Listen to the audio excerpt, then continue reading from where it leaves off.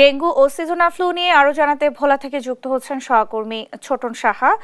ছোটন, ভোলায় কি ধরনের রোগীর সংখ্যা বেশি, কি বলছেন চিকিৎসকরা, জানাবেন।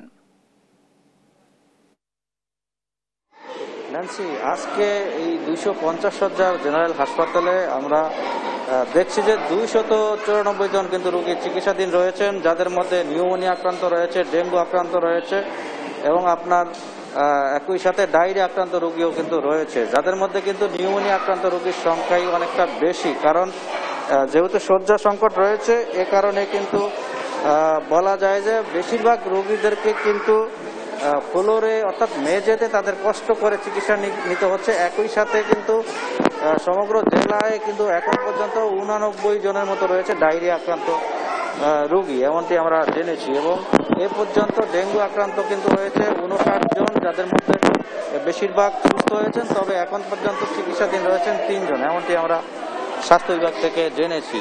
তবে সবচেয়ে যে রোগীর চাপ বেশি সেটি হচ্ছে শিশুদের নিউমোনিয়া, কারণ গত কয়েকদিন ধরে যে আবহাওয়ার তারতম্য, বিশেষ করে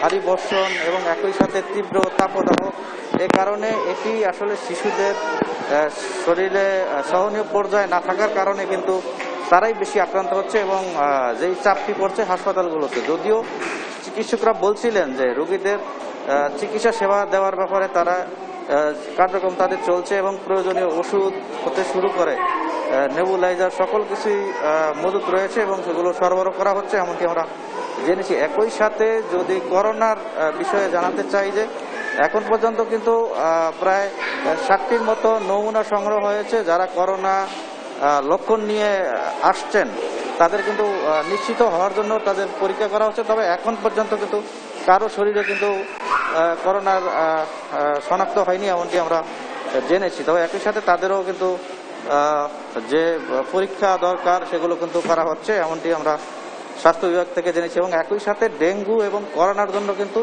হাসপাতালগুলোতে আলাদা যে ইউনিট সেগুলো কিন্তু খোলা হয়েছে এবং সেখানে রোগীদের সেবা দেওয়ার জন্য ডাক্তারদেরকেও প্রস্তুত রাখা হয়েছে, এমনটি আমরা জেনেছি। তো এ ছিল আমার কাছে আজকে যে হাসপাতালে যে সার্বিক পরিস্থিতি তা নিয়ে সর্বশেষ তথ্য। ন্যান্সি।